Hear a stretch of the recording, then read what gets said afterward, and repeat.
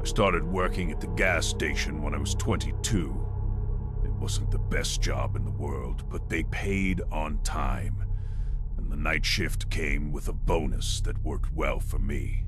Plus, hardly anyone wanted that shift, so I rarely had to cover for others. From midnight to 6 in the morning, it was just me, the store, and the road. The gas station was on the outskirts of town, on a long, straight stretch where almost no cars passed after 1 a.m. During the day, it seemed normal, even boring. At night, it was different. The silence was so constant that any sound, a door, a coin falling, felt far too loud. My first few weeks were quiet. A few truckers, the occasional lost driver, and many hours alone. I would bring a book or listen to the radio very quietly so I wouldn't fall asleep. Nothing unusual. Until I started noticing something small, almost insignificant. Sometimes, while I was behind the counter, I had the feeling that someone was standing in the back hallway where the bathrooms were. I couldn't see anyone, but I felt that typical discomfort you get when you know someone's watching. I'd look up, glance around, and there was no one. I thought it was my imagination. Long shifts, fatigue, artificial lights all night. Normal. One early morning, around 3 a.m., the doorbell rang. An older man walked in, thin, wearing a dark jacket. He moved slowly, dragging his feet slightly. He didn't look at me as he passed the counter. He went straight toward the bathrooms in the back. "The bathrooms are open," I said, out of habit. He didn't respond. I heard the bathroom door close and went back to my work. 5 minutes passed, then 10. I started feeling uneasy. It wasn't unusual for someone to take a while, but the place was completely silent. Too silent. I walked down the hallway and knocked on the door. "Everything okay?" No answer. I tried the doorknob. It was unlocked. I pushed the door, and the bathroom was empty. I thought maybe he had left without me noticing. I went back to the counter and didn't think much of it, until I checked the security cameras out of curiosity. On the footage, you could clearly see the man entering, but there was no image of him leaving. I told myself it must have been a glitch. The cameras were old, and sometimes skipped a few seconds. Still, that night I had trouble concentrating. From then on, I started noticing more things, products out of place that I could swear I had organized. The bathroom mirror fogged up, even though no one had used it, and that constant sense of presence when I was alone, especially in the back hallway. One night, near the end of my shift, I heard footsteps. Slow, clear, coming from the bathrooms toward the store. "Hello?" I asked. No response. The footsteps stopped right behind the shelf closest to the counter. I could see the reflection in the glass of the refrigerator, but there was no one there. A chill ran down my spine. I froze, not knowing what to do. After a few seconds, the footsteps moved away again, back toward the hallway. I didn't go check. I stayed behind the counter until the sun came up. The next morning, when the manager arrived, I told him about the man and the cameras. He was silent for a few seconds, then said something I didn't expect. "Has it happened to you before?" I asked what he meant. He explained that years ago a man had died in the bathrooms. A heart attack. At night. Alone. They found him in the morning, when the day shift came in. For a while, several employees complained about noises, things moving. Some didn't even last a week on the night shift. Just stories, he added. The place has a reputation, and people get worked up. I nodded, though it didn't reassure me at all. That same night, I decided to record with my phone while doing my rounds in the store. I wanted to prove to myself that there was nothing there. Everything seemed normal until I reached the back hallway. I didn't go check. I stayed behind the counter until the sun came up. The next morning, when the manager arrived, I told him about the man in the cameras. He was silent for a few seconds, then said something I didn't expect. "Has it happened to you before?" I asked what he meant. He explained that years ago a man had died in the bathrooms. A heart attack. At night. Alone. They found him in the morning when the day shift came in. For a while, several employees complained about noises, things moving. Some didn't even last a week on the night shift. Just stories, he added. The place has a reputation, and people get worked up. I nodded, though it didn't reassure me at all. That same night, I decided to record with my phone while doing my rounds in the store. I wanted to prove to myself that there was nothing there. Everything seemed normal until I reached the back hallway. The air was cold, much colder than the rest of the store. The bathroom mirror was fogged up again. And then I saw it. A silhouette reflected behind me. Tall. Still. Too close. I spun around. No one was there. But in the video, when I reviewed it later, the silhouette stayed there for a few more seconds before slowly disappearing. I never went back to work after that. I made up an excuse and quit. To this day, I don't know what I saw or what walked down that hallway when I was alone. All I know is that some nights, when I drive past that road, the gas station is still open, and there's always a light on in the bathrooms at the back. I took the job because I needed the money. I didn't ask too many questions. I just knew it was for the night shift at an office building downtown, from 11 p.m. to 7 a.m.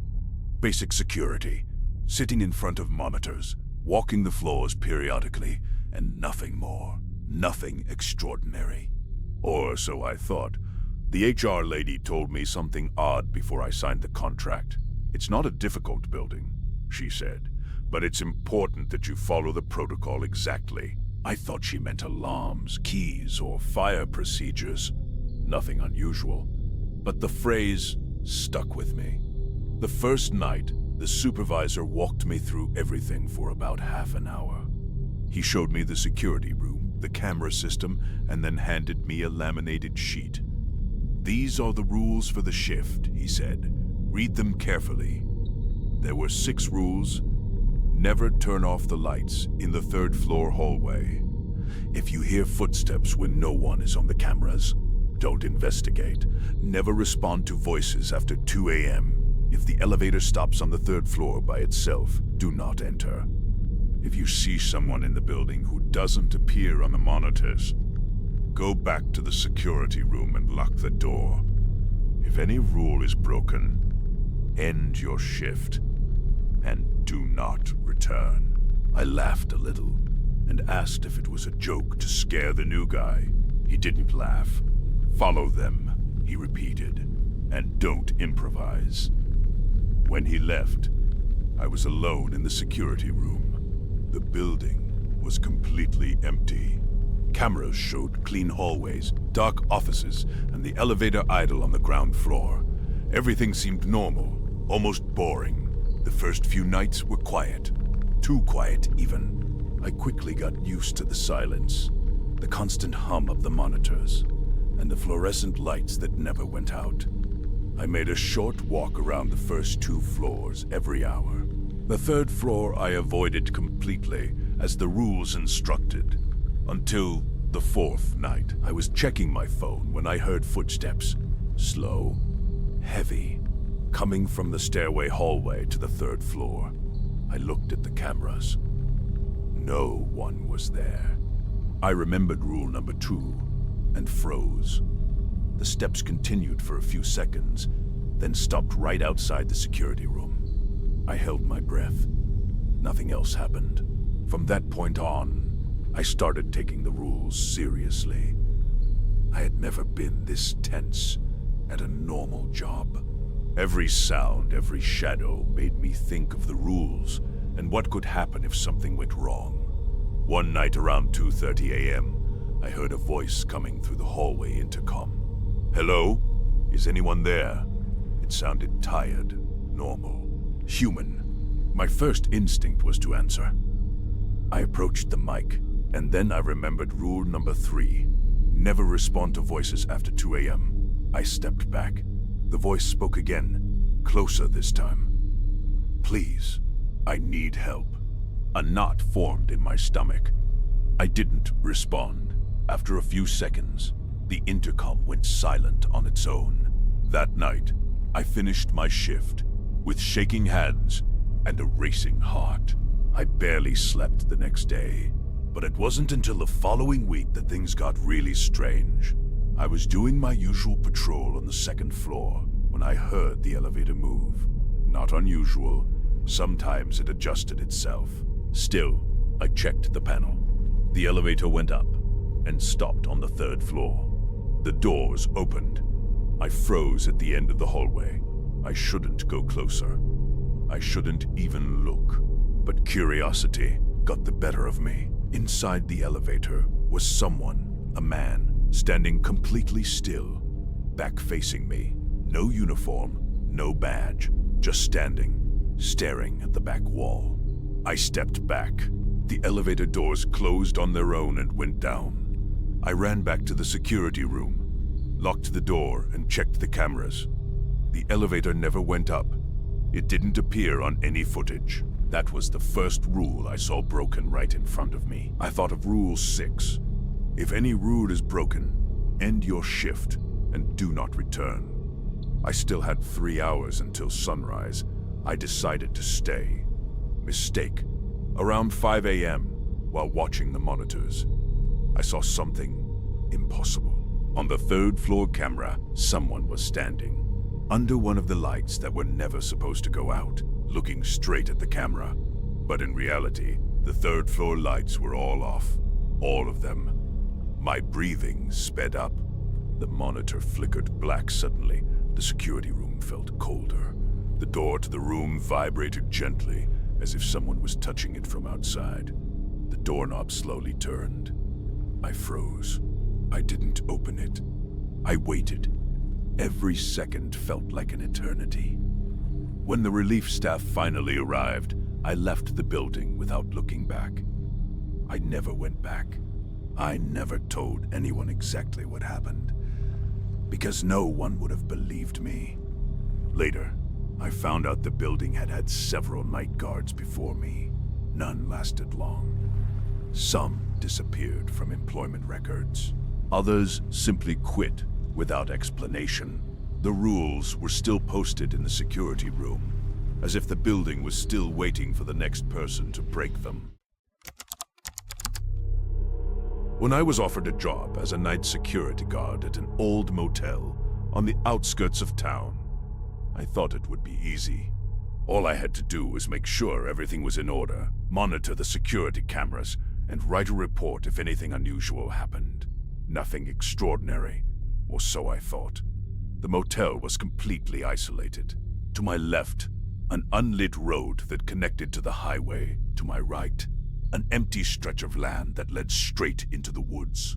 The building itself was old, with long hallways, worn-out carpet, and yellowed walls stained by time.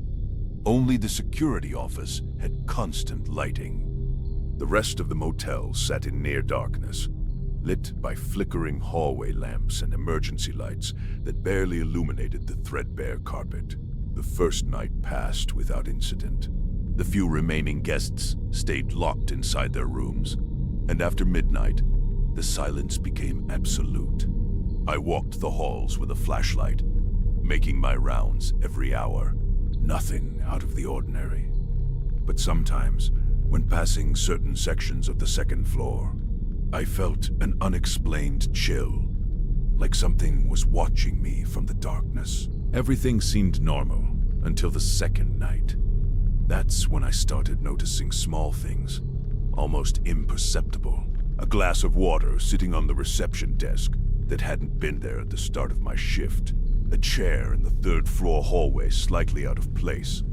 Small noises, a dull knock on a door, a faint murmur, like a whisper blending into the constant hum of the fluorescent lights. I told myself it was just the building settling, old wood and aging pipes. But the feeling never went away. It was the familiar discomfort of being watched, of knowing something is there, even when you can't see it. Around 3:30 a.m., while checking the security monitors, I noticed something strange on the second-floor camera. A dark figure stood at the far end of the hallway, completely motionless. It looked human, but it didn't move. It didn't breathe. I froze in front of the screen, trying to rationalize it. Maybe a shadow, a bad reflection, a camera glitch. I decided to ignore it and continue my patrol, even though my heart was pounding and my hands were slightly shaking.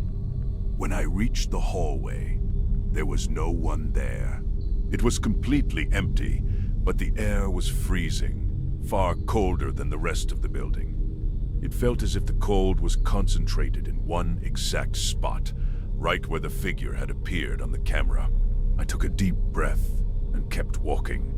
Every step echoed too loudly, and I had the unsettling feeling that someone was walking behind me, even though I couldn't see anything.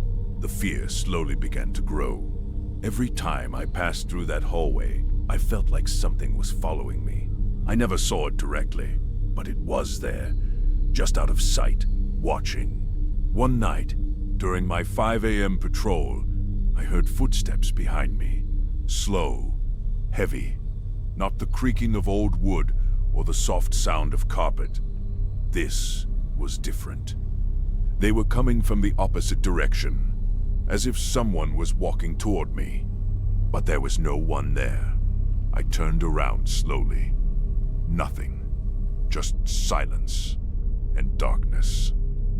But the footsteps continued, getting closer, until they suddenly stopped behind the door of a closed room. I took a deep breath, trying to calm myself, and continued my round. Every instinct told me I shouldn't, but at the same time I felt compelled to understand what was happening. The following night, while checking the cameras before starting my patrol, I saw something I hadn't seen before. The same figure from the second floor was there again, but this time it was inside the last room at the end of the hallway, standing perfectly still, facing the door, as if it knew I was coming. I decided to approach, even though every part of me screamed not to. I walked slowly, flashlight in hand, forcing myself to stay calm. When I reached the room, the door was closed. I opened it carefully. It was empty. Nothing. No one. I let out a breath of relief, until the hallway behind me suddenly lit up with a reflection that shouldn't have been there. The figure appeared in the glass of a side door, and for a brief moment, it felt like my own footsteps made no sound at all, as if reality itself had paused around me. My flashlight trembled in my hand. I tried to aim it at the figure, but it vanished, as if it had never been there. The cold remained, intense, and now I could hear a faint murmur, barely perceptible, like muffled breathing mixed with the low hum of the lights. I finished that shift without sleeping, sitting in front of the monitors, trying to convince myself it was all in my head. But the recordings told a different story. They showed movement, shadows, and flickers of light I hadn't noticed in real time. One camera on the third floor showed someone standing completely still, even though in reality the hallway was pitch black. After that, I never went back to the third floor alone.